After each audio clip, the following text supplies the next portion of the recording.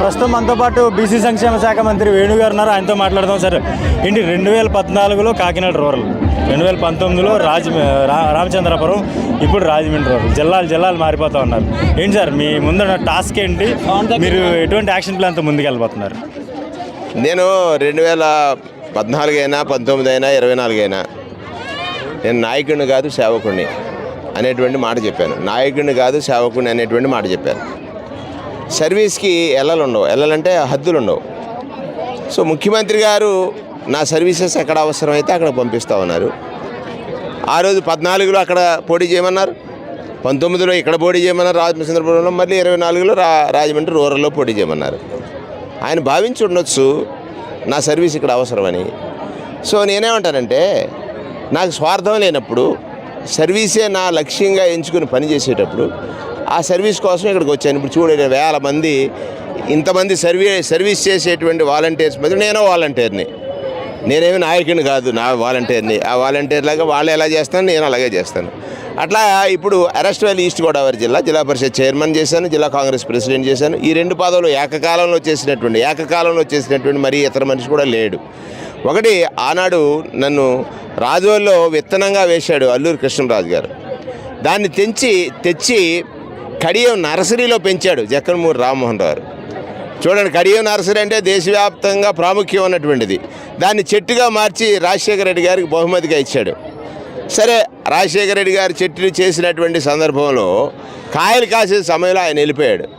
కానీ ఇవాళ వారి కుమారుడు జగన్మోహన్ రెడ్డి గారు సంక్షేమ ఫలాలంటే పళ్ళే కదా, ఆ పళ్ళు కాసేటువంటి చెట్టుగా నన్ను మార్చేశాడు. ఎందుకంటే బీసీ సంక్షేమ మంత్రి అంటే ఈ రాష్ట్రంలో సంక్షేమం 2,68,000 కోట్ల రూపాయలు ప్రజలకు ఖాతాలలో నేరుగా వాళ్ళ ఒడిలో పడుతుంది. ఆ సందర్భంలో 1,90,000 కోట్ల రూపాయలు నా శాఖ నుండే వెళుతున్నది. అలాగే ప్రభుత్వం చేసే ప్రతి మంచి పనిని వివరించడానికి మంచి I&PR మంత్రి ఇచ్చారు. దానితో పాటు రాజమండ్రి రూరల్ నియోజకవర్గంలో 15 సంవత్సరాలుగా నాకు గురువర్యులు శ్రీ జక్కంపూడి రామ్మోహన్ రావు గారు మంత్రిగా చేసిన తర్వాత ఈ నియోజకవర్గ ప్రజలు మంత్రి అనేటువంటి మాటకు దూరంగా ఉన్నారు. మరలా మంత్రిగా నన్ను జగన్మోహన్ రెడ్డి గారు ఇక్కడికి పంపించారు. 24లో వైఎస్ఆర్ కాంగ్రెస్ పార్టీ విజయం తథ్యం. కారణం ఏమిటంటే సేవా సైన్యం ఉంది. పేదవాడిని రక్షించడానికి, కాపు కాయడానికి వాళ్ళ ప్రాణాలకు తెగించి వాలంటీర్సు కరోనా లాంటి టైంలోనే పేదవాళ్ళని ఆదుకుని ఉంటే, ఇవాళ మిమ్మల్ని తీసేస్తానన్న పవన్ కళ్యాణ్ని, లేదా ఈ వ్యవస్థ ఎందుకు అని అడుగుతున్నటువంటి చంద్రబాబు నాయుడిని, మహిళా పోలీసులు ఎందుకండి వీళ్ళని అడుగుతున్నటువంటి చంద్రబాబు నాయుడిని, లేకపోతే వీళ్ళ మీద విషపు రాతలు రాస్తున్నటువంటి ఈనాడుని కానీ, రామోజీరావు కానీ, రాధాకృష్ణ కానీ, లేకపోతే ఇక ఈ TV5ని కానీ, వాళ్ళతో పాటు రోజు ఒక స్ట్రాటజిస్ట్ పీకే, లేకపోతే ఇంకొక పక్కన ఉన్న లోకేష్ మాట్లాడుతున్నటువంటి మాటలను కానీ, ఒక్కటి ఈ సేవా సైన్యం ఎలా మారిపోయారంటే, ఆ 50 ఏళ్లలో పేదవాడికి చిన్న ఆపదొచ్చినా రక్షించగల శక్తివంతులుగా మారిపోయినటువంటి వాలంటీర్స్ అందరూ కూడా రేపు 24లో జరిగే ఎన్నికల్లో ప్రజల్ని చైతన్యపరచడంలో, ఏ ప్రభుత్వం మీకు చేయకుండా, ఆత్మగౌరవాన్ని తాకట్టు పెట్టకుండా, మీరెవరి దగ్గర లొంగకుండా మిమ్మల్ని ఆదుకుంది. కారణం, ఈ వ్యవస్థల్ని సృష్టించింది సంస్కర్తగా మారిన జగన్మోహన్ రెడ్డి గారిని ముఖ్యమంత్రిగా చూస్తున్నారు అందరూ. సంస్కర్తగా చూస్తున్నాను నేను. ఒక సంఘ సంస్కర్త నాడు మహాత్మా జ్యోతిరావు పూలే సామాజిక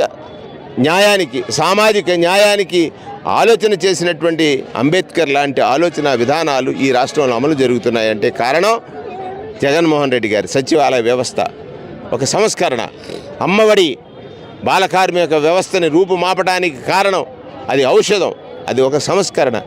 మహిళకి డబ్బు అవసరం, ఎప్పుడు మహిళ తన ఆత్మ వంచనకు గురవుతుందో కారణం అది ఆమె చేతికి ఇస్తున్నటువంటి ఆసరా కానీ, చేయూత కానీ, చేదోడు కానీ. మరి జబ్బు చేస్తే డబ్బు, ఆరోగ్యశ్రీ 25 లక్షల రూపాయల ఆరోగ్యశ్రీ కార్డుని వాడి చేతిలో పెట్టి, అంటే పేదింటి వాడికి జబ్బు చేస్తే డబ్బు కోసం భయపడాల్సినటువంటి పని లేకుండా క్యాన్సర్ని కూడా దానిలో తీసుకొచ్చిన మీద అదొక సంస్కరణ. నేను అందుకే అంటాను రాజమండ్రి రూరల్ నుంచి సంస్కర్త నీకు సలామని ఈ రాష్ట్రం అంతా కూడా చెప్పబోతుంది. సంస్కర్త జగన్ సలాం సలాం సలాం అనేటువంటి మాట. ఈ నియోజకవర్గంలో ఇక్కడ ఉన్న పరిస్థితుల్ని మీరు ఎలా అవగతం చేసుకున్నారు? చాలా తక్కువ సమయం ఉంది ఎన్నికలకి, ఎలా ముందుకు వెళ్ళబోతున్నారు? ఈ ప్లానింగ్ ఎట్లా చేసుకోవాలి? ఈ నియోజకవర్గంలో పరిస్థితులు చూశాను. ఇక్కడ సైన్యం అంతా బ్రహ్మాండంగా ఉన్నారు. వారికి భరోసా ఇవ్వడానికి నన్ను జగన్ గారు పంపించారు. ఇక్కడ నేను పోటీ కోసం రాలేదు, నించుంటాను. జగన్ గారు పోటీ చేస్తున్నారు, జగన్ గారిని గెలిపిస్తున్నారు. ఎవరు? ఈ సైన్యం అంతా. వేణుగోపాలకృష్ణ ఎవరి రూపం, ఎవరు ప్రతినిధి? జగన్ గారి ప్రతినిధి. జగన్ గారు ఇంత మంచి చేసిన తర్వాత ఆయన గెలుపు కోసం పనిచేయని వాడు ఎవరుంటారని ప్రతిపక్షాలు భ్రమలో ఉన్నాయి. అసలు వారు ఎవరు వస్తారో, రేపు పోటీ ఎవరు చేస్తారో చూసిన తర్వాత మనం మాట్లాడుకోవడం మంచిది. ఇక 24లో వైఎస్ఆర్ కాంగ్రెస్ పార్టీ గెలుపు. ఇక్కడ ఈ వాలంటీర్ నుంచోబెట్టినా కూడా ఖాయం. వాలంటీర్ని క్యాండిడేట్ చేసినా కూడా రాజమండ్రి రూరల్లో వైఎస్ఆర్ కాంగ్రెస్ పార్టీ గెలుస్తుంది. మొత్తం 175 నియోజకవర్గాలు ఇదే పరిస్థితి అనుకోవచ్చు అంటారు. ఖచ్చితంగా చంద్రబాబు నాయుడు బెంబేలు ఎత్తిపోతున్నాడు, కంగారు పడిపోతున్నాడు. కారణం ఏమిటంటే అందరి మీద బండలేసేసాను, రోజు రాతలు రాయించేశాను, జనం నమ్మేశారు. ఆ ఎమ్మెల్యే చెడ్డోడు, ఈ ఎమ్మెల్యే చెడ్డోడు, ఈ ఎమ్మెల్యే అవినీతిపరుడు, ఇతను అవినీతికి అడ్రస్సు, ఇతను మోసానికి, వంచనకి, కుట్రకి, దగాకి ఎవడరా రూపం అంటే చంద్రబాబు నాయుడు. అబద్ధం ఎలా ఉంటుందిరా అంటే చంద్రబాబు నాయుడు ఎలా ఉంటుంది. కానీ ఇప్పుడు జగన్మోహన్ రెడ్డి ఆట ముందు, ఆయన ఫీల్డింగ్ ముందు, ఆయన బౌలింగ్ ముందు, ఆయన బ్యాటింగ్ ముందు షేక్ అయిపోతున్నాడు చంద్రబాబు. అదే చూసుకోవచ్చు. మొత్తం ప్రతి నియోజకవర్గంలో కూడా సీఎం జగన్ నేరుగా పోటీ చేస్తున్నారనే తపనతో మొత్తం అందరూ కూడా వాలంటీర్లు కావచ్చు, ఇటు పార్టీ శ్రేణులు కావచ్చు, మొత్తం అందరూ కూడా అభ్యర్థులను గెలిపించే దిశగా ప్రయత్నాలు చేస్తున్నారని చెప్తా ఉన్నారు మంత్రి వేణు. అయితే ఈ నియోజకవర్గంలో ఉన్న స్థానిక పరిస్థితుల్ని ఇక్కడ అవగతం చేసుకునేందుకు కూడా తాను ఇప్పటికే ప్రణాళికాబద్ధంగా ముందుకు వెళ్తున్నానని చెప్పేసి కూడా మంత్రి వేణు చెప్తా ఉన్నారు. ధవళేశ్వరం నుంచి నేను శ్రీధర్, ఐ డ్రీమ్ న్యూస్.